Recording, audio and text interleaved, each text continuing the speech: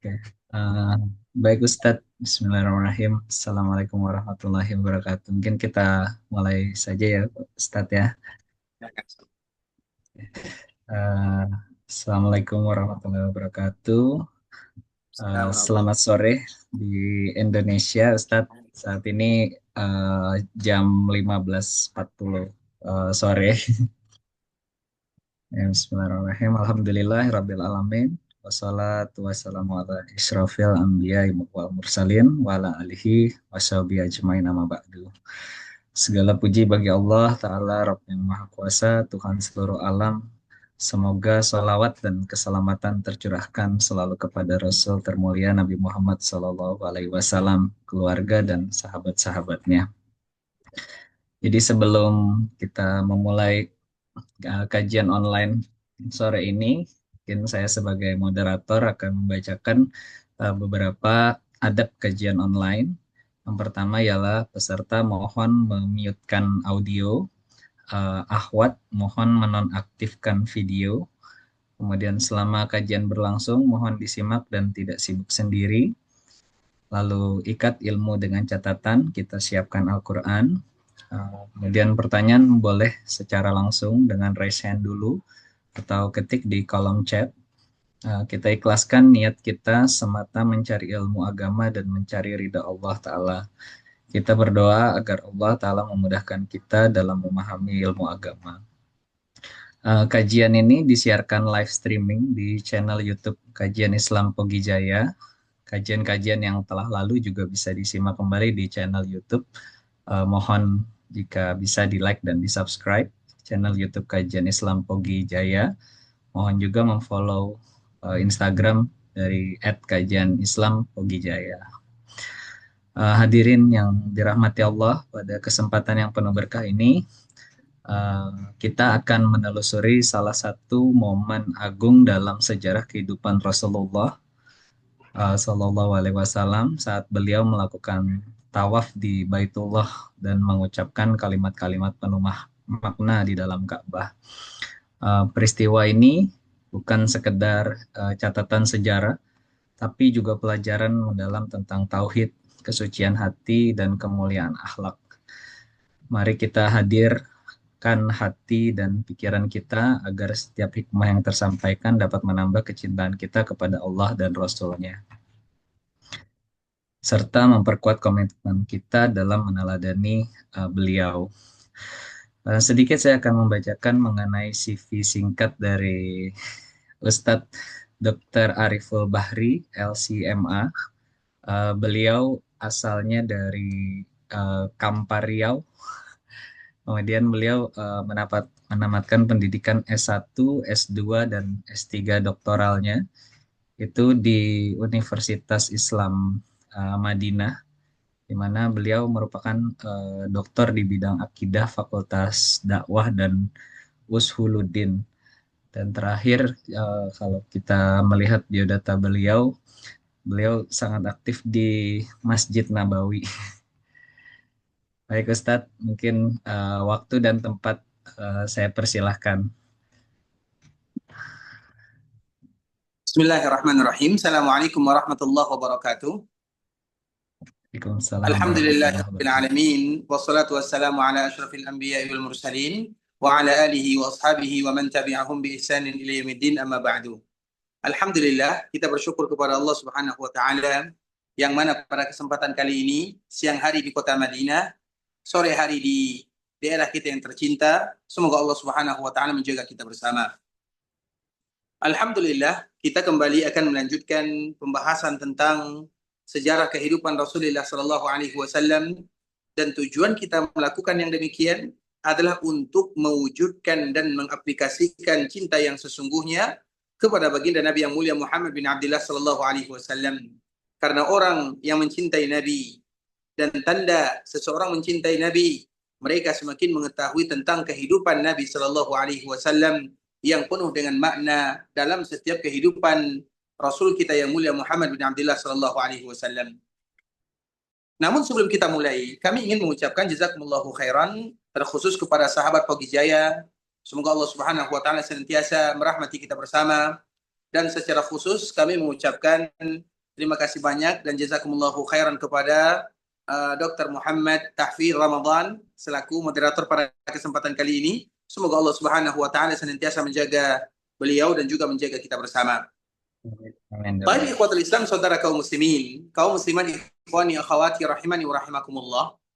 Bercerita tentang bagaimana Rasulullah sallallahu alaihi wasallam ketika Nabi sallallahu alaihi wasallam tawaf di Baitullah, yaitu Ka'bah al-Musyarrafah. Namun sebelum kita menjelaskan tentang ini, kita ingin menyampaikan Al-Ka'bah. Al-Ka'bah itu ikhwatul Islam, Al-Ka'bah disebut dengan Al-Ka'bah tentu memiliki makna. Makna Al-Ka'bah itu diambil dari dua sisi. Dari sisi bahasa dan juga dari sisi istilah. Secara bahasa, Ka'bah itu artinya adalah sesuatu yang persegi, sesuai dengan bentuk bangunannya. Muka'ab, maka disebut dengan Ka'bah. Kemudian, makna yang secara istilah, mengapa Ka'bah dinamakan dengan Ka'bah? Ka'bah dinamakan dengan Ka'bah karena itu adalah simbol daripada kemuliaan. Karena Ka'bah itu diantara salah satu maknanya adalah mulia dan memuliakan. Mengapa demikian? Karena Ka'bah itu adalah rumah pertama yang dibangun oleh Allah Subhanahu wa taala melalui para nabi. Ada yang menyebutkan melalui para malaikat. Dan siapapun yang datang ke sana untuk beribadah, maka mereka akan dimuliakan oleh Allah Azza wa Jalla. Dan di antara bentuk Allah memuliakan adalah dengan dihapus dosa-dosanya. Maka itulah yang menyebabkan Ka'bah dinamakan dengan Ka'bah, artinya adalah mulia dan memuliakan orang-orang yang datang beribadah kepada Allah di dalamnya. Dan semoga Allah Subhanahu wa taala berikan kepada kita kesempatan untuk bisa selalu melaksanakan ibadah, tawaf, serta ibadah yang lainnya di sisi Ka'bah al-Musyarrafah. Kemudian kita kembalikan kepada sejarah Nabi sallallahu alaihi wasallam, yaitu masih bercerita tentang Fathu Makkah. Dikala terjadi Fathu Makkah, Nabi sallallahu alaihi wasallam bersama kurang lebih 10.000 orang kaum muslimin yang berasal dari Madinah mendatangi Ka'bah al-Musyarrafah atau Makkah al-Mukarramah. Kemudian Nabi sallallahu alaihi wasallam membagi pasukan tersebut, ada sisi kanan, ada sisi kiri. Artinya setiap pintu untuk memasuki kota Makkah, maka Nabi sallallahu alaihi wasallam memerintahkan para sahabat untuk menjaganya dan memasuki melewati pintu tersebut. Dan alhamdulillah karena pertolongan dari Allah Subhanahu wa taala, maka di saat itulah Nabi sallallahu alaihi wasallam dikala memasuki Mekah tanpa ada perlawanan, kecuali dari satu pintu yang dipimpin oleh sahabat Khalid ibn Walid radhiyallahu ta'ala anhu. Ketika Khalid memasuki pintu ini, Khalid telah memberikan peringatan, jangan kalian melawan, kalian tidak akan sanggup. Tapi orang-orang Quraisy mereka juga melawan. Maka di saat itulah Khalid tentunya melakukan pertahanan dan pada akhirnya mengalahkan orang-orang tersebut sehingga pada akhirnya mereka lari. Masuklah kaum muslimin ke Ka'bah al-Musyarrafah dalam keadaan aman, dalam keadaan tenang, dalam keadaan nyaman. Dan itulah makna daripada firman Allah Subhanahu wa taala, la tadkhulunnal masjidal harama insyaallahu aminina muhalliqina ru'usakum wa muqassirin. Kalian akan memasuki Ka'bah, memasuki Masjidil Haram dalam keadaan aman, dalam keadaan tenang, dan salah satu tafsirannya adalah dikala terjadi Fathu Makkah. Kemudian ikhwatul Islam, cerita demi cerita yang ada di Fathu Makkah tentunya itu merupakan di antara salah satu yang paling indah. Dan di antara salah satu keindahan tersebut akan kita lihat bagaimana Nabi sallallahu alaihi wasallam berada di dalam Ka'bah al-Musyarrafah. Ka'bah ini ikhwatul Islam, tentunya Nabi sallallahu alaihi wasallam yang pertama kali dilakukan oleh Nabi adalah menghancurkan semua berhala-berhala yang ada di Ka'bah al-Musyarrafah. Itu merupakan di antara salah satu langkah awal yang dilakukan oleh baginda Rasulullah sallallahu alaihi wasallam, menghancurkan berhala-berhala yang ada di dalam Ka'bah dan berhala yang ada di luar Ka'bah. Berhala yang ada di luar Ka'bah, sebagian para ulama menyebutkan jumlahnya kurang lebih 360 berhala, dihancurkan semuanya. Sedangkan yang ada di dalam Ka'bah, maka di sana terdapat berhala patungnya Nabi Ibrahim alaihissalam. Kemudian Nabi Ibrahim ada di tangannya seperti undian. Atau seperti misalnya mainan-mainan, yang mana mainan-mainan tersebut adalah mainan perjudian. Sehingga Nabi Shallallahu Alaihi Wasallam marah dan murka. Yang pertama, kenapa Nabi Ibrahim harus dibuat dalam bentuk patung? Apakah orang-orang terdahulu mereka kenal dengan Nabi Ibrahim? Tentu mereka tidak kenal. Kemudian mengapa mereka membuat patungnya Nabi Ibrahim? Kemudian mereka juga menyandarkan kepada Nabi Ibrahim, yaitu permainan-permainan yang ada unsur perjudian di dalamnya. Dan itu adalah di antara salah satu pekerjaan orang-orang musyrikun, sehingga setiap kali mereka melakukan perjudian atau mereka melakukan kejahatan, maka mereka menasabkan kepada Nabi Ibrahim. Artinya kalau kami melakukan seperti ini, Nabi Ibrahim sudah melakukannya.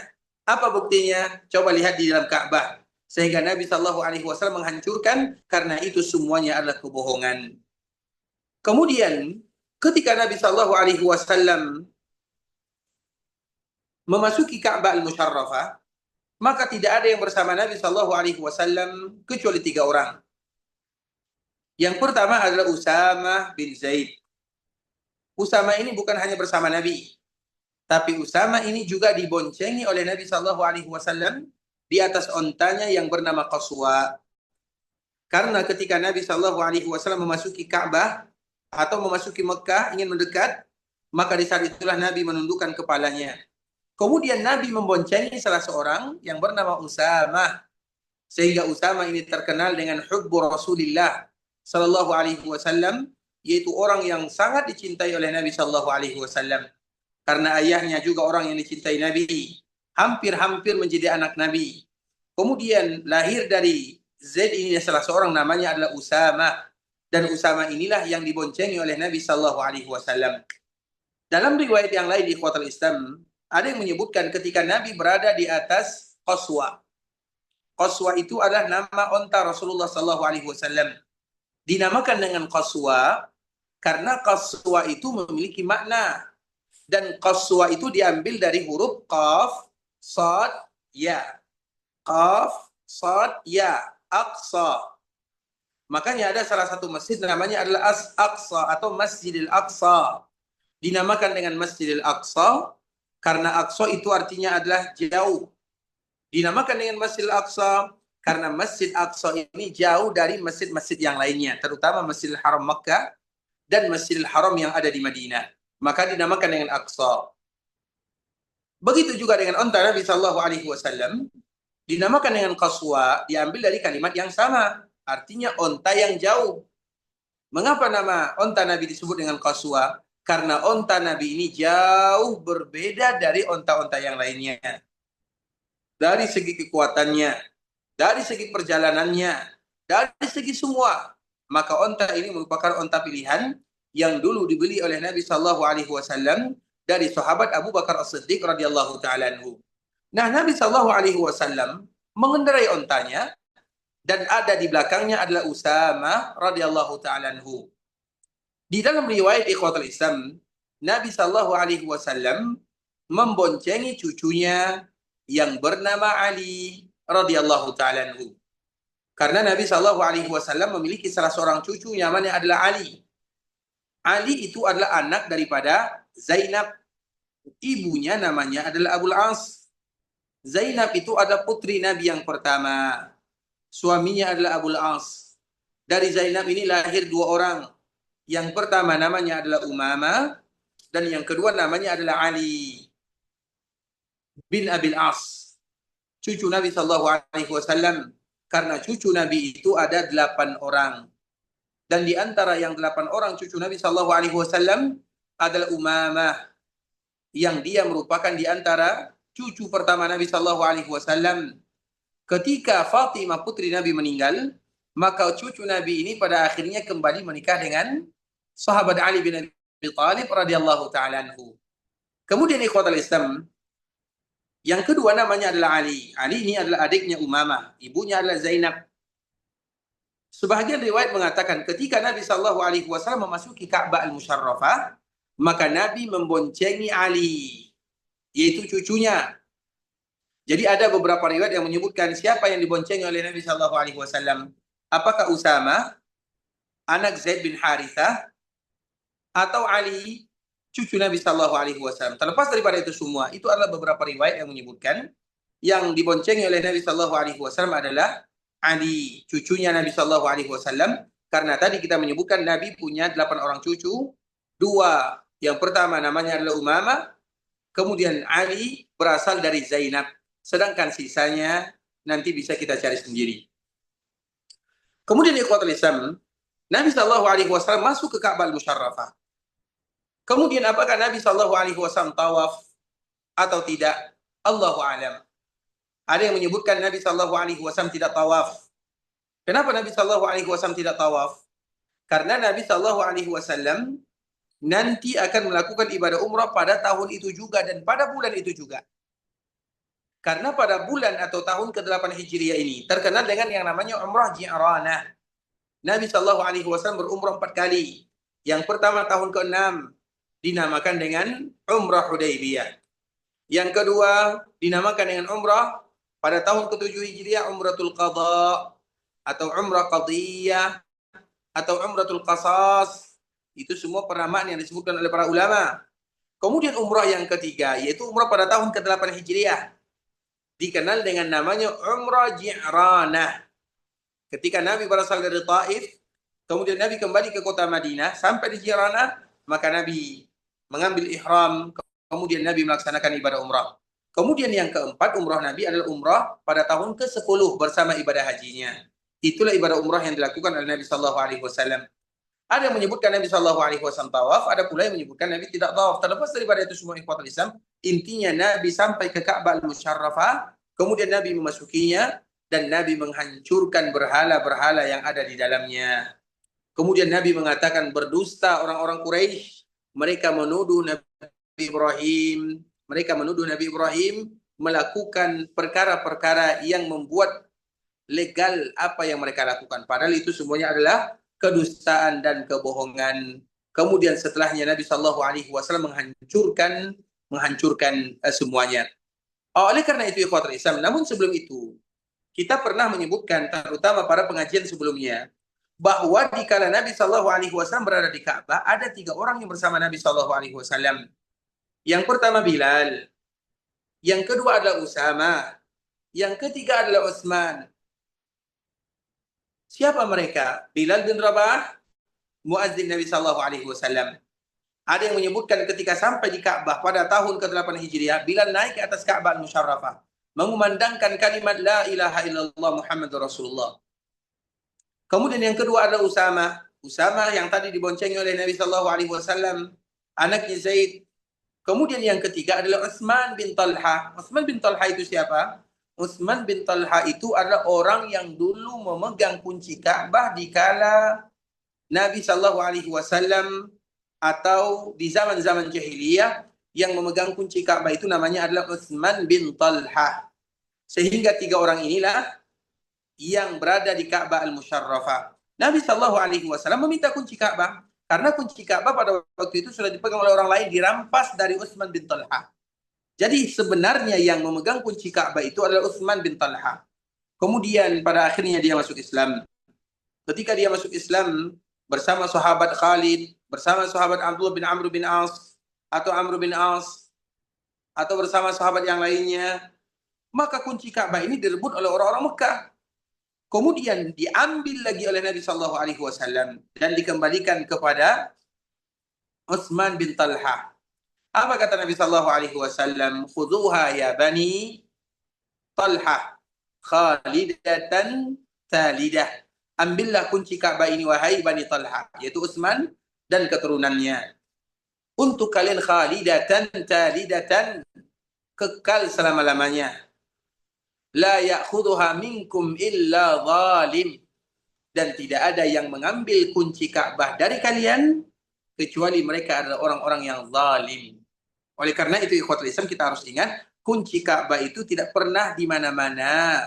Pasti ada di kabilah Bani Syaibah, keturunannya daripada Abi Talha, Utsman bin Abi Talha atau Utsman bin Talha. Karena apabila ada yang membawanya atau yang menganggap ini adalah kunci Ka'bah, maka mereka itu adalah orang-orang yang zalim, sebagaimana yang disebutkan oleh baginda Rasulullah sallallahu alaihi wasallam. Kemudian ikhwatul Islam, ketika Nabi sallallahu alaihi wasallam mengambil kunci Ka'bah, maka Nabi sallallahu alaihi wasallam masuk. Ada yang mengatakan Usama ikut masuk. Tapi yang menjaga pintu Nabi sallallahu alaihi wasallam itu adalah Bilal. Jadi Bilal tukang jaga pintu Nabi, karena Nabi tidak mengizinkan siapapun yang masuk ke Ka'bah Al-Musyarrafah. Kemudian tahukah kita berapa lama Nabi Shallallahu Alaihi Wasallam berada di dalamnya? Nabi berada di dalam Ka'bah dalam waktu yang sangat lama sekali. Mulai dari awal pagi sampai hampir siang, dan manusia mereka menunggu Nabi Shallallahu Alaihi Wasallam di luar. Mereka tidak tahu apa yang terjadi kepada Nabi Shallallahu Alaihi Wasallam. Mereka tidak sadar apa yang terjadi dan apa yang dilakukan oleh baginda Rasulullah Shallallahu Alaihi Wasallam.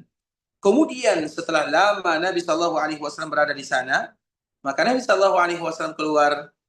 Ketika Nabi Shallallahu Alaihi Wasallam keluar dari Ka'bah Al-Musyarrafah, maka manusia berbondong-bondong mendatangi Bilal, ingin bertanya kepadanya, wahai Bilal, apa yang dilakukan oleh Nabi Shallallahu Alaihi Wasallam di dalam Ka'bah Al-Musyarrafah, dan di mana Nabi Shallallahu Alaihi Wasallam melakukannya? Maka di saat itulah Bilal mengatakan Nabi salat di dalamnya. Kemudian para sahabat yang lain bertanya, ada yang mengatakan, kemudian berapa rakaat salat Nabi Shallallahu Alaihi Wasallam? Ada yang menyebutkan salat Nabi hanya 2 rakaat saja. Kemudian di mana posisinya atau di mana keberadaan Nabi Shallallahu Alaihi Wasallam melakukan ibadah salat? Maka di saat itulah Bilal mengatakan di antara tiang-tiang yang ada di dalam Ka'bah, karena di dalam Ka'bah itu ada 6 tiang. Kemudian Nabi Shallallahu Alaihi Wasallam menjadikan punggungnya di bagian daripada pintu Ka'bah. Misalnya bagi kita yang pernah melihat Ka'bah ikhwatul Islam, kita akan melihat Ka'bah itu ada 2 pintu. Kita akan melihat Ka'bah itu ada beberapa pintu. Kemudian pintu itu dulu ada 2. Yang satu di bagian depan yang dekat dengan Hajar Aswad. Kemudian yang kedua yang ada di belakangnya. Sebenarnya Nabi menginginkan pintu Ka'bah itu ada 2. Keinginan Nabi Shallallahu Alaihi Wasallam itu pernah terwujud, terutama di zaman Abdullah bin Zubair. Dia membuat Ka'bah itu ada 2 pintunya. Jadi pas orang masuk, di sini masuknya di bagian depan, yaitu dekat dengan Hajar Aswad yang kita kenal dengan Multazam. Kemudian di bagian hadapan ada lagi pintu yang kedua. Jadi orang masuk di sini, keluarnya di sana. Itu yang diinginkan oleh Nabi Shallallahu Alaihi Wasallam. Namun keinginan Nabi Shallallahu Alaihi Wasallam tersebut belum lagi terwujud. Pada akhirnya diwujudkan oleh orang yang datang setelahnya, kemudian dikembalikan lagi, sehingga pada akhirnya di kala zaman Anas bin Malik radhiyallahu taala anhu, maka ada para pemimpin yang meminta pendapat kepada Anas bin Malik, apakah kami harus melakukan renovasi untuk Ka'bah Musyarrafah?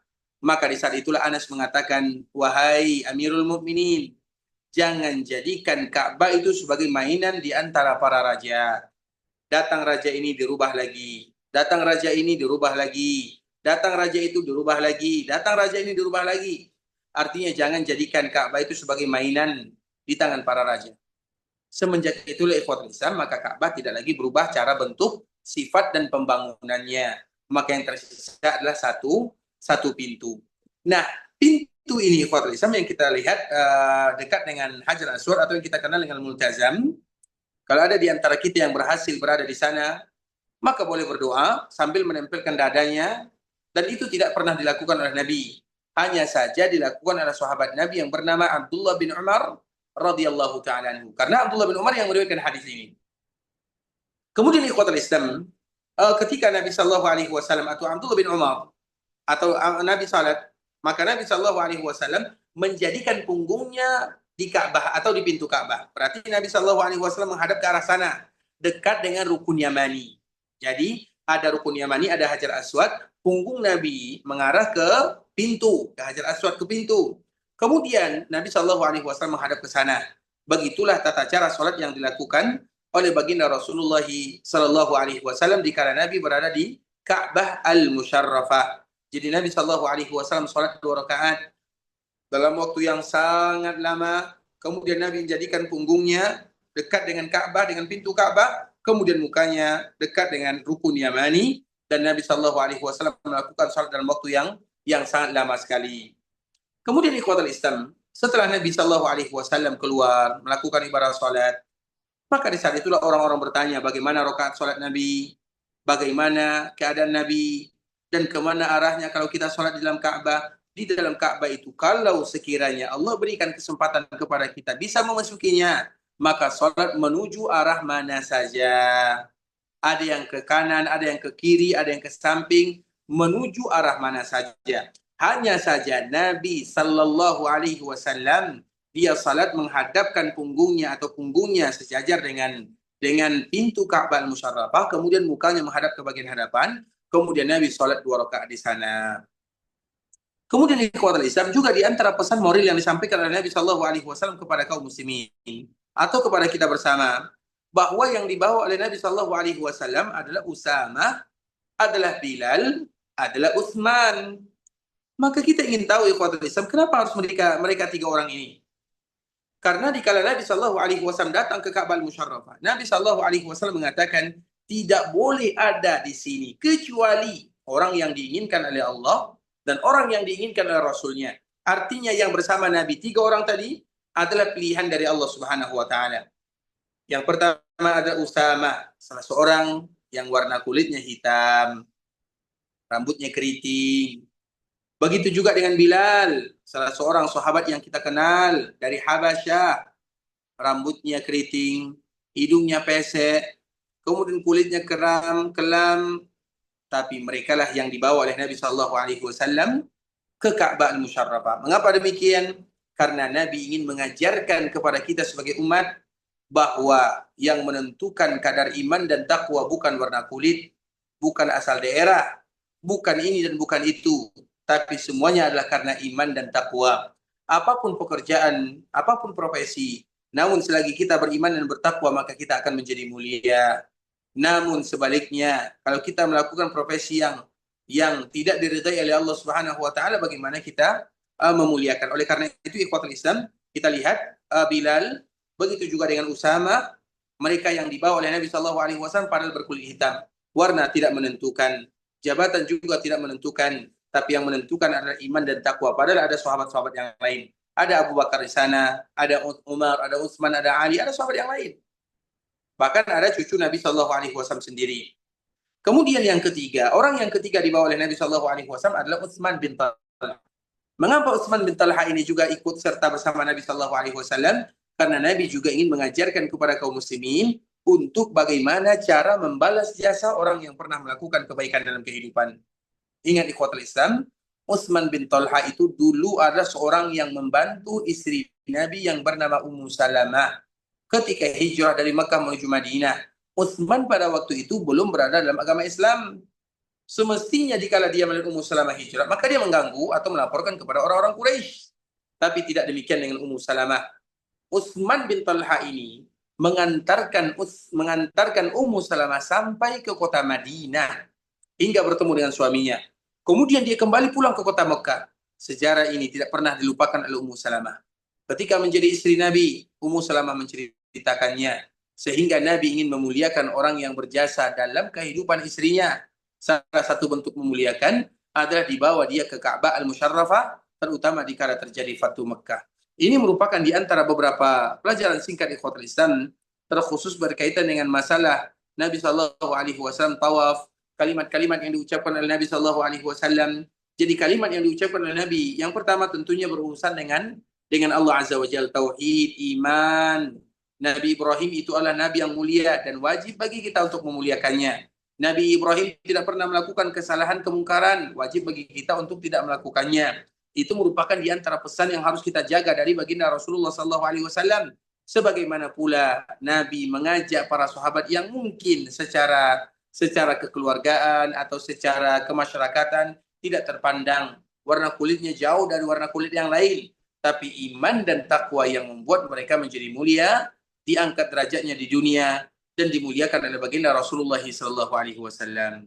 Ikhwatul Islam, saudara kaum muslimin, kaum muslimat, ikhwani akhwati rahimani wa rahimakumullah, ini merupakan di antara pemaparan singkat yang bisa kami jelaskan. Sekarang kita buka kepada soal jawab atau lebih kepada tanya jawab, sehingga nanti kita lebih bisa berdiskusi bagaimana keadaan Nabi Shallallahu Alaihi Wasallam di kala terjadi Fatu Makkah. Barakallahu fikum. Kita serahkan kepada Dr. Muhammad Tahfizul Ramadhani. Semoga Allah Subhanahu wa taala menjaga kita bersama. Jazakumullahu khairan wa barakallahu fikum. Waalaikumsalam. Terima kasih Ustadz Jazakumullah khairan. Uh, Alhamdulillah banyak pelajaran berharga yang kami dapatkan hari ini. Semoga Allah menjaga Ustadz dan keluarganya. Mungkin dari para peserta, jika memang ada yang ingin menanyakan sesuatu, boleh untuk raise hand. Cuma kalau dilihat ada satu pertanyaan dulu, Ustadz, dari kolom chat dari Silakan. saya bacakan, Ustadz. Assalamualaikum Ustadz, mau bertanya, bagaimana tuntunan bacaan dan gerakan tawaf yang dicontohkan oleh Rasulullah SAW di luar ibadah umroh? Apakah ada aturan jumlah putaran atau rukun tertentu? Baik, begitu pertanyaannya, Ustadz. Barakallahu fiikum wa jazakumullahu khairan. Kita mengetahui di antara salah satu amalan sunnah yang dianjurkan bagi kaum muslimin melakukannya di kala mereka berada di Ka'bah al-Musyarrafah adalah tawaf. Dan tawaf itu adalah sama dengan salat. Sehingga siapapun yang datang ke Mekah, kemudian mereka tidak ingin salat, maka hendaklah mereka tawaf. Tapi kalau mereka sekiranya ingin melaksanakan tawaf, maka janganlah mereka salat. Jadi pilihannya, kalau kita masuk masjid misalnya, bagi kita yang ingin pergi ke sana, kemudian beberapa hari kita duduk di Mekah Al-Mukarramah, kemudian kala kita masuk masjidnya, maka kita punya dua pilihan. Yang pertama kita sholat tahiyat, sama dengan masjid-masjid yang lainnya. Kalau sekiranya kita tidak mau tahiyat, maka gantilah tahiyat tersebut dengan tawaf. Karena tawaf itu dinamakan dengan salat. Hanya saja di dalam tawaf boleh bagi kita berbicara, sedangkan di dalam salat tidak boleh bagi kita berbicara. Makanya Nabi Shallallahu Alaihi Wasallam menyebutkan ada kesamaan antara tawaf dengan salat. Kemudian ikhwatul Islam, tawaf dikala kita berada di luar kewajiban, artinya tawaf sunnah kalau bahasa kitanya. Tawaf sunnah itu dianjurkan bagi kita memperbanyaknya. Bahkan ikhwatul Islam ada salah satu perbedaan yang bisa kita lihat ya, seperti misalnya perbedaan antara penduduk Mekah dengan penduduk Madinah. Terutama dikala mereka melakukan sholat tarawih. Sholat tarawih itu ikhwatul Islam, kita tahu tarawih itu artinya adalah bersantai.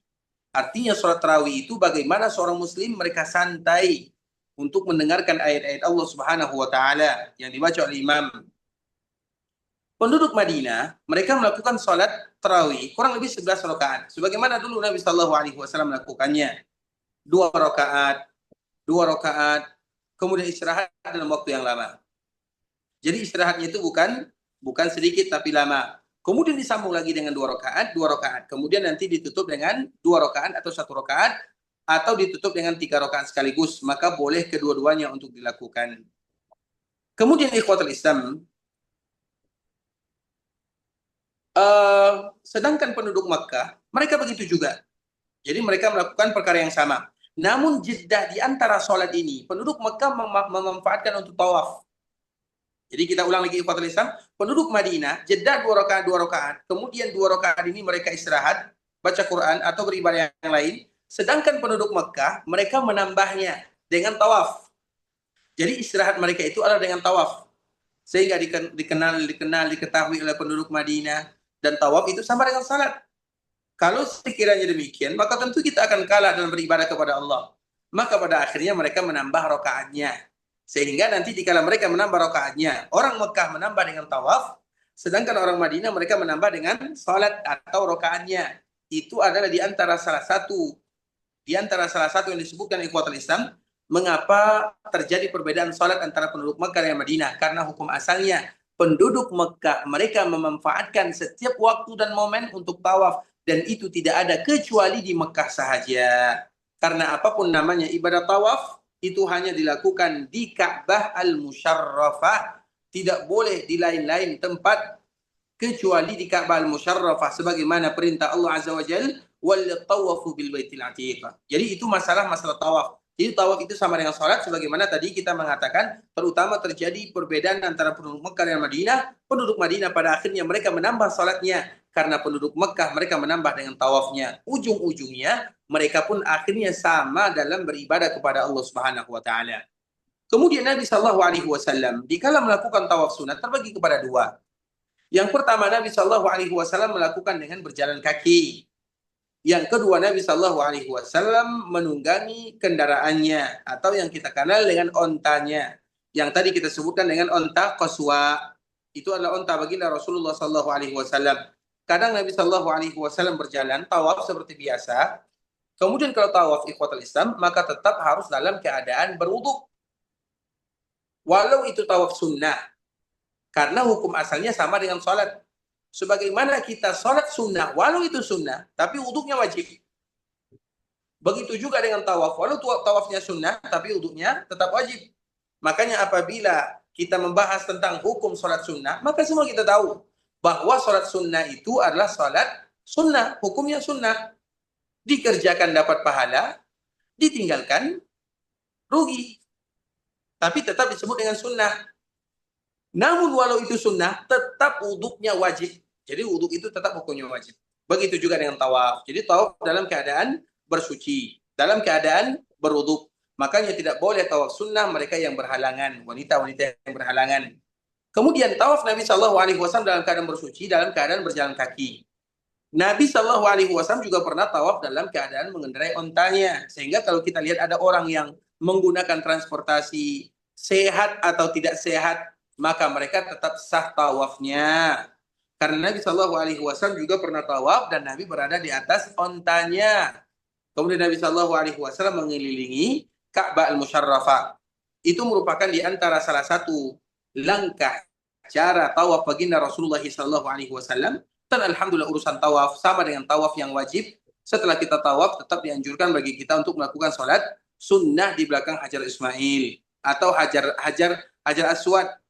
Tapi kalau atau makam Ibrahim, dikala kita selesai sholat sunnah atau dikala kita selesai tawaf, maka dianjurkan bagi kita sholat 2 rakaat di belakang makam Ibrahim kalau sanggup. Tapi kalau tidak sanggup, maka sholatlah di mana saja. Itu merupakan di antara salah satu bentuk tawaf yang dilakukan oleh baginda Rasulullah Sallallahu Alaihi Wasallam. Barakallahu fiikum. Jazakallah khairan kasir Ustadz atas ilmu yang bermanfaat ini. Izin Ustadz, jadi ada penanya lagi mungkin yang di kolom chat dulu yang kita jawab. Eh, jadi ini dari Dr. Ahmad. Eh, Jazakallah khair untuk tawaf wa'da kan dikenal di haji. Dilakukan saat akan meninggalkan Mekah. Bagaimana saat umroh? Apakah ada tawaf wada juga? Dan pertanyaannya disambung juga Ustadz. Dan saat Ramadan, amalan yang bisa kita lakukan misal saat itikaf di Mekah. Jazakallahu khair Ustadz. Baik, barakallahu fikum. Semoga Allah Subhanahu wa taala memberikan kesempatan kepada kita bersama untuk bisa selalu tawaf di Ka'bah Al-Musharrafah. Tapi ikhwatul Islam ada salah satu istilah namanya adalah tawaf wada'. Tawaf wada' itu artinya adalah tawaf perpisahan atau amalan terakhir yang dilakukan oleh jemaah haji di kala mereka berada di Ka'bah Al-Musharrafah. Karena ibadah haji ini ibadah yang tidak ringan, berat, memerlukan tenaga, uang, pikiran, kekuatan. Nah, di antara salah satu bentuk meninggalkan Ka'bah, tapi harus ingat ya, tawaf wada itu hukumnya bahwa kita tidak boleh lagi berada di Mekah setelahnya kecuali keperluan. Seperti misalnya menunggu bis 1 jam, 2 jam, atau misalnya mencari makan siang atau makan malam, maka itu adalah keperluan yang mesti harus bagi kita untuk melakukannya. Tapi kalau dia tawaf wada, kemudian dia masih tidur, atau masih ada 10 jam lagi, atau masih belum berangkat, atau masih lama waktunya, maka itu tidak dihitung sebagai tawaf wada. Itu harus kita ingat. Dan itu boleh di haji dan juga di umrah. Di haji, semua kita sepakat. Di haji, itulah yang harus dilakukan oleh kaum muslimin. Wada itu harus dilakukan pekerjaan terakhir. Kalau sekiranya tidak, maka wada kita tidak terhitung. Dan kalau kita meninggalkan Mekah, tanpa melakukan wada pada tempat dan di waktunya, maka kita mendapatkan denda. Dan dendanya ada 2. Yang pertama bisa jadi dia menyembelih, yang kedua bisa jadi dia berpuasa 10 hari. Itu merupakan di antara konsekuensi bagi mereka yang wada. Jadi kalau dalam masalah urusan haji semuanya sepakat kalau itu adalah kewajiban. Nah, sedangkan dalam ibadah umroh, boleh kalau yang mengatakan ada wada di umroh, silahkan, tidak ada masalah. Yang mengatakan tidak ada wada di umroh juga tidak ada masalah. Tapi ingat, masalahnya bukan wadaknya atau tidak. Bagi kita yang menganggap di dalam ibadah umroh ada wadaknya, maka lakukanlah itu sebagai tawaf terakhir. Jangan lagi duduk di Mekah kecuali keperluan menunggu bis atau seperti keperluan yang tadi kita sebutkan. Misalnya dia pulang hari Rabu, wadaknya hari Selasa misalnya, bukan wadak namanya. Karena wadak itu harus dilakukan terakhir bagi yang haji atau umroh. Sedangkan yang umroh, kalau dia mengambil pendapat yang pertama, bahwa umroh itu ada wadahnya, silakan, tidak ada masalah. Kita tidak pernah melarang. Tapi ingat, konsekuensinya harus dilakukan di ujung perjalanan. Kalau tidak, maka dia tentu kena denda. Karena dia seperti ini, seperti misalnya kita masuk sholat sunnah. Iya, sholatnya sunnah. Tapi dikala kita sudah memulai Allahu Akbar, kita tidak boleh berbicara. Kita tidak boleh melakukan perkara-perkara yang biasa kita lakukan. Padahal itu sunnah. Tapi ketika kita memasukinya, maka kita harus tetap menjaganya. Begitu juga dengan tawaf wada. Walau sekiranya ibadah umrah tidak diwajibkan tawaf wada, dan ada di antara kaum muslimin yang mengatakan umrah juga ada wadanya, maka tidak ada masalah. Tapi konsekuensi dan tanggung jawabnya yang penting. Sedangkan pendapat yang kedua, dan ini lebih kepada kami pribadi dan lebih memudahkan kaum muslimin, bahwa tawaf wada itu tidak ada bagi jemaah umrah. Kalaupun mereka mengatakan ada, silakan, kita juga tidak menjadi masalah. Tapi ingat, jangan kita keluar daripada konsep yang tadi kita sebutkan. Namun kami pribadi lebih condong kepada pendapat yang kedua, bahwa wada itu hanya ada di haji, bukan ada di umrah. Barakallahu fikum. Kemudian, untuk pertanyaan yang kedua, mungkin kami diulang lagi. Barakallahu fikum. Ah, Jadi yang kedua itu sebentar Ustaz. Jadi di saat Ramadan, amalan yang bisa kita lakukan, misal saat itikaf di Mekah. Jadi mungkin apa saja yang bisa kita lakukan saat melakukan itikaf di Mekah pada saat Ramadan. Siap. Baik, barakallahu fikum. Tidak ada amalan yang terbaik di kala bulan Ramadan, baik itu iktikaf, bagi yang iktikaf atau yang bukan iktikaf, baik yang iktikaf di Makkah atau yang iktikaf di Madinah atau yang iktikaf di kampung halamannya. Ketahuilah, tidak ada ibadah yang terbaik kecuali Al-Quran. Tidak ada ibadah yang terbaik kecuali Al-Quran. Kita tinggalkan semuanya demi Al-Quran. Makanya bahagia kita kalau bisa mengkhatamkan Al-Quran di bulan Ramadan, 3 kali khatam, ada yang 4 kali khatam, ada yang 5 kali khatam. Itu merupakan di antara ibadah yang paling mulia. Salah satunya adalah bagi mereka yang beriktikaf. Beriktikaf itu kita tidak punya kegiatan yang lain kecuali beribadah. Dan ibadah pada waktu itu, di bulan itu, di tempat itu adalah Al-Quran. Bukan berarti kita melalaikan ibadah yang lainnya, tapi harus kita prioritaskan adalah Al-Quran. Kalau perlu lagi ikhwatul Islam, ada targetnya. Saya tidak akan keluar kecuali 1 hari 5 juzu. Ada yang 1 hari 10 juzu. Itu tergantung kepada kekuatan yang Allah berikan. Karena bagaimanapun dikala kita berpuasa, iktikaf, maka tentunya kita tidak punya pekerjaan yang lain. Apalagi mereka yang mendatangi Mekah. Iktikaf di Mekah itu bukan mudah, ikhwatul Islam. Betul-betul orang yang ingin beribadah kepada Allah Subhanahu wa taala. Dia mengorbankan uangnya, tenaganya, keluarganya agar bisa beribadah kepada Allah Azza wa Jal. Maka ibadah yang terbaik adalah Al-Quran. Jangan khatamkan Al-Quran hanya 1 kali, 2 kali.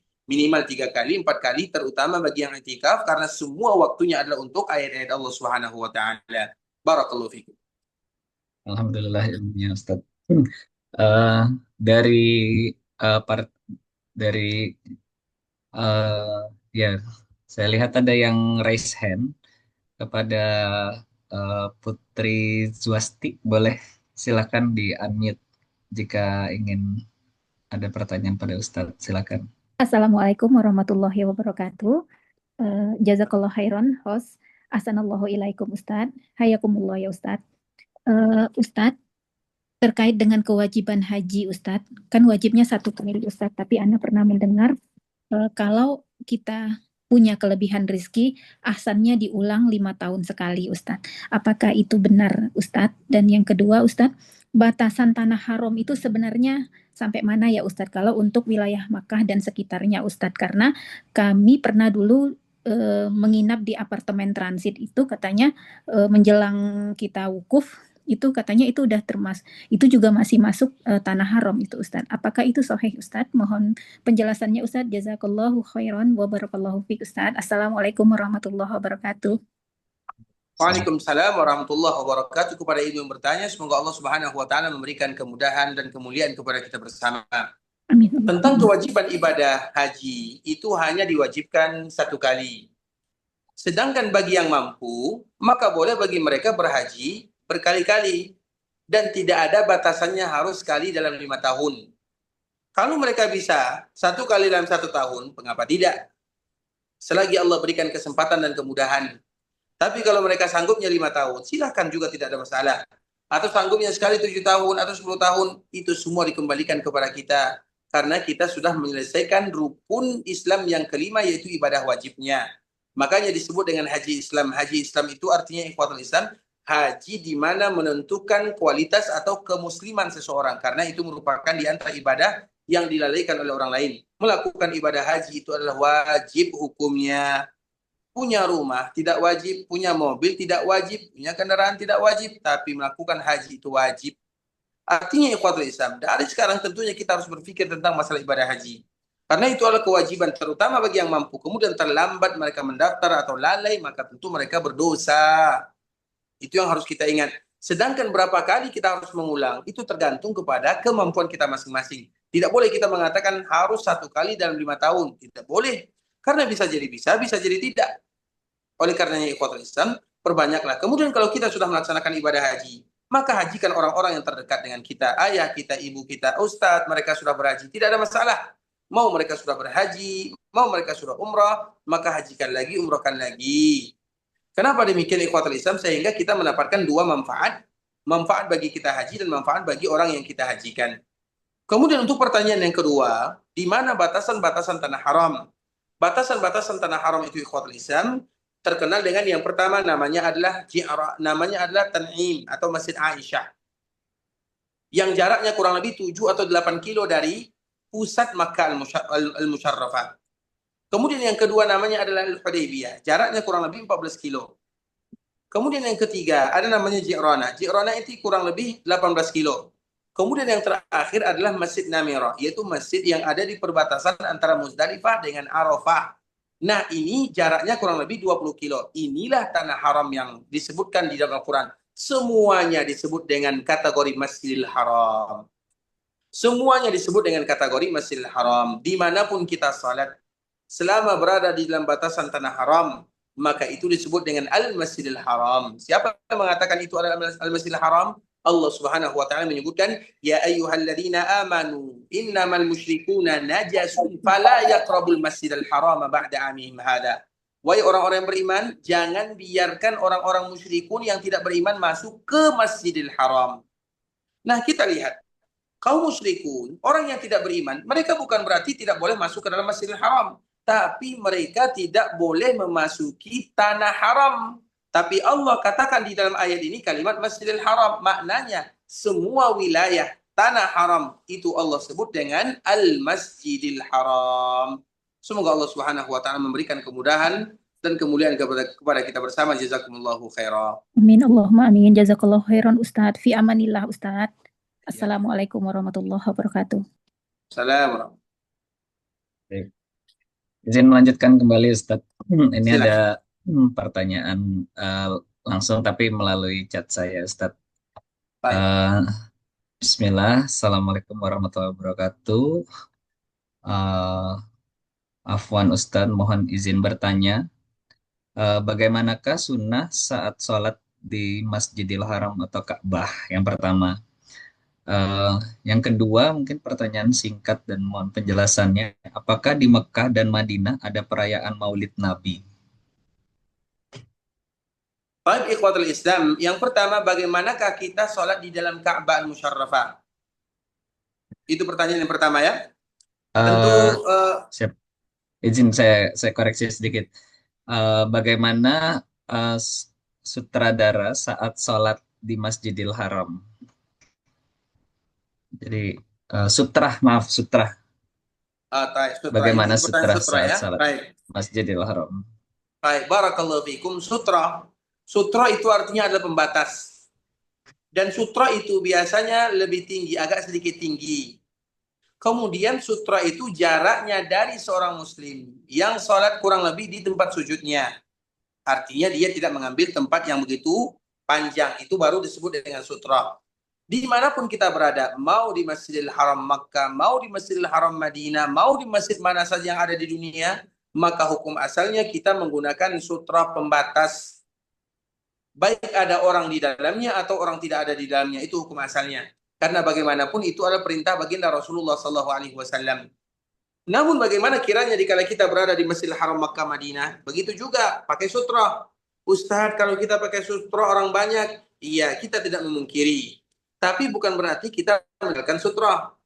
Dan kita berusaha untuk melakukan sholat di tempat yang itu bukan tempat orang berlalu lalang. Masalahnya ikhwatul Islam, ada sebagian kaum muslimin, mereka sholat di mana itu adalah tempat perjalanan atau jalan orang-orang ingin masuk, ingin keluar. Maka tentu sulit untuk bagi mereka melakukan ibadah sholat dan khusyuk. Oleh karena itu harus ada kerjasama antara orang yang sholat dan antara orang yang lewat. Orang yang sholat bagaimanapun carilah sutra. Sutra itu bisa jadi dinding, di belakang mushaf, apalagi tiang-tiang. Di Masjidil Haram itu kan banyak tiangnya. Kenapa kita tidak sholat di belakang tiangnya? Kalau tidak ada misalnya, kita kan biasanya jemaah umrah itu bawa tas, letakkan tas di depannya, kemudian sholat di belakangnya, untuk menghidupkan sunnah Nabi Shallallahu Alaihi Wasallam. Kemudian Ustadz, bagaimana dengan orang yang lewat? Kalau sekiranya orang yang lewat itu ingin lewat karena ada kebutuhan, ada keperluan, kita tidak menghalanginya. Tapi kalau sekiranya kita sudah sholat di tempat yang jarang dilewati oleh orang, kita sudah pakai sutra, kemudian tiba-tiba juga ada orang yang menyeberang, dan jalan lain masih ada alternatifnya, baru kita halangi. Karena sunnah Nabi akan berlaku di mana saja, kapan saja. Kecuali kalau betul-betul momen itu adalah momen yang padat sekali, seperti di Mekah Al-Mukarramah. Kita sudah menggunakannya, kemudian tetap dilintas oleh orang lain, atau dia tetap lewat di depan kita, maka kita serahkan urusannya kepada Allah. Yang terpenting kita melakukan usaha dulu untuk mengamalkan apa yang diinginkan oleh baginda Rasulullah Shallallahu Alaihi Wasallam. Itu pertanyaan yang pertama. Kemudian pertanyaan yang kedua, ikhwatul Islam, di Makkah, di Madinah, apakah ada maulid Nabi Shallallahu Alaihi Wasallam? Tentu ada. Tentu ada. Tapi di sini, maulidnya setiap kali dalam satu minggu, yaitu berpuasa di hari Senin. Karena Nabi Shallallahu Alaihi Wasallam pernah ditanya, ya Rasulullah, kenapa engkau berpuasa di hari Senin? Nabi mengatakan, dzalika yaumun wulidtu fi. Hari itu adalah hari aku dilahirkan. Artinya Nabi berpuasa karena hari itu adalah hari Nabi dilahirkan. Alhamdulillah di Mekah, di Madinah, bagi kita yang pernah datang, setiap hari Senin pasti kita akan melihat makanan yang banyak sekali. Bahkan kita juga termasuk orang yang memakannya, walau kita bukan berpuasa. Karena itu adalah, apa namanya, Islam, orang yang ingin mengenang hari kelahiran Nabi, tidak ada masalah. Lakukan sebagaimana yang dilakukan oleh Nabi. Apakah Nabi, apa yang dilakukan oleh Nabi Shallallahu Alaihi Wasallam? Yaitu Nabi berpuasa. Kapan Nabi berpuasa? Hari Senin. Hari Seninnya kapan? Setiap minggu. Karena kita tidak mungkin hanya mengenang Nabi satu kali dalam satu tahun. Setiap hari kita mengenang Nabi dalam sholawat. Setiap hari kita mengenang Nabi dalam salam. Setiap minggu kita mengenang Nabi dengan puasa. Sebagaimana yang dilakukan oleh baginda Rasulullah Sallallahu Alaihi Wasallam. Lakukan apa yang dilakukan oleh Nabi Sallallahu Alaihi Wasallam, tidak lebih daripada apa yang dilakukan oleh baginda Rasulullah Sallallahu Alaihi Wasallam. Barakallahu fikum. Oke. Ustadz, karena waktunya singkat, mungkin jawabannya juga dipersingkat sedikit, Ustadz. Jadi ini ada dua penanya. Yang pertama, bagaimana hukumnya bila menghajikan orang yang sudah meninggal? Silakan, Ustadz. Baik, ikhwatul Islam, menghajikan orang yang meninggal itu merupakan di antara ibadah yang termulia, dan itu disepakati oleh para ulama. Ada 3 amalan yang disepakati. Yang pertama badal, yang kedua puasa, yang ketiga sedekah. Siapapun yang ingin memberikan manfaat kepada orang yang meninggal, terutama kita yang memiliki keluarga atau ayah dan ibu, maka 3 amalan ini disepakati oleh para ulama bahwa itu pasti sampai kepada orang yang meninggal. Salah satunya badal. Badal haji atau badal umrah. Hanya saja ingat, itu tidak boleh dijadikan bisnis. Kemudian badal itu boleh untuk 2. Yang pertama orang yang sudah meninggal. Yang kedua orang yang masih hidup, yang tidak mungkin lagi sanggup melakukan perjalanan. Barakallahu fikum. Terakhir Ustadz, pertanyaan melanjutkan tadi penjelasan Ustadz tentang batasan-batasan dari Masjidil Haram. Di pertanyaannya, apakah jika kita sholat di hotel dikarenakan sangat capek, apakah pahalanya sama, Ustadz? Barakallahu fikum. Tentu kita lihat dulu capeknya kenapa. Kalau capeknya ke mall, tentu tidak demikian. Dan itulah faktanya. Capek kita itu lebih banyak ke mall, jalan-jalan yang tidak jelas. Itu yang membuat kita penat, itu yang membuat kita lelah. Tapi kalau karena capeknya karena tawaf, capeknya karena misalnya karena yang lain, maka dilihat keadaan. Jadi capek kita itu kenapa dan mengapa. Kemudian harus kita ingat ikhwatul Islam, kita di sana, terutama bagi kita yang pergi ke Ka'bah Musyarrafah, capek itulah yang kita beli dan yang kita cari. Bukankah semua kita mencari capek, dan bahkan tidak ada capek yang gratis? Kita beli dengan ongkos yang mahal, kemudian dengan biaya yang tidak sedikit. Tujuannya apa? Untuk capek, untuk tawaf, untuk sholat, untuk ini. Maka jangan jadikan alasan capek untuk jalan-jalan. Itu masalahnya. Dan rata-rata itu faktanya. Makanya kita selalu mengatakan ternyata ibadah umrah itu sangat ringan. Yang berat itu adalah cari oleh-oleh. Itu yang paling berat. Jadi umroh itu ibadah yang ringan, yang berat itu kopornya, oleh-olehnya, berat sekali. Sehingga kaum muslimin terutama ibu-ibu ya, itu pusing ke mall itu lebih sering ke mall daripada ke masjid. Itu yang buat kita capek ikhwatul Islam. Sehingga apabila itu alasannya maka kami rasa alasan itu tidak diterima ya. Kenapa demikian? Karena kecuali capek kita tawaf misalnya, tawaf baru. Atau misalnya sholat atau jauh hotelnya atau jauh baru. Tapi kalau capeknya keliling sana, keliling sini, keliling situ, itu kemudian kita melalaikan sholat lebih dari 100.000. Di mana kita akan cari? Kemudian Ustadz, itu kan bukan tanah haram juga, iya. Tapi apakah sama antara orang yang sholat di hotel dengan orang yang bersusah payah masuk ke masjid 1 jam, 2 jam sebelumnya? Tak akan pernah sama. Tidak akan pernah sama. Nilai ibadah semakin susah kita melakukannya, semakin banyak pahala yang disediakan oleh Allah Subhanahu wa taala. Barakallahu fikum. Yang baik, alhamdulillah. Terima kasih Ustadz. Jadi Ustadz mohon kesimpulan dari ceramah sore ini Ustadz. Mungkin Ustadz boleh simpulkan dulu Ustadz. Masya Allah, barakallahu fikum ikhwatal Islam, sahabat Pogi mengaji, jazakumullahu khairan untuk semuanya dan kesempatan yang telah diberikan. Tentunya sejarah Nabi Shallallahu Alaihi Wasallam akan melahirkan sunnah, akan melahirkan ibadah, akan melahirkan perkara-perkara yang membuat kita ingin mengenal Nabi Shallallahu Alaihi Wasallam. Dan salah satunya adalah sejarah yang sangat luar biasa dan sejarah sangat indah, terutama berkaitan dengan Ka'bah al-Musharrafah. Ka'bah menjadi saksi sejarah perjuangan baginda Rasulullah Sallallahu Alaihi Wasallam, dan Ka'bah itu adalah di antara salah satu bonus dari Allah Subhanahu Wa Taala kepada setiap hamba yang dimudahkan oleh Allah Subhanahu Wa Taala sesuai dengan namanya. Karena Ka'bah itu namanya adalah Ka'bah karena bentuknya dan karena ingin memuliakan orang-orang yang ada di sana sehingga mereka disebut dengan tamunya Allah Subhanahu Wa Taala. Al-Hujjaj wal-Ummar wafdullah da'ahum fajabu sa'aluhu fa'atahum. Orang yang melaksanakan ibadah haji dan umrah ke Ka'bah al-Musharrafah, mereka itu adalah tamunya Allah. Yang memanggil mereka adalah Allah. Kemudian dikala mereka berada di sana, mereka pun berdoa. Maka semua doa mereka dikabulkan oleh Allah sesuai dengan balasan yang Allah berikan kepada mereka yang memenuhi panggilan Allah. Sehingga siapapun yang dipanggil diberikan kesempatan di antara ibadah yang terbaik adalah mengatakan kalimat labbaik Allahumma labbaik, labbaik la syarika lak labbaik.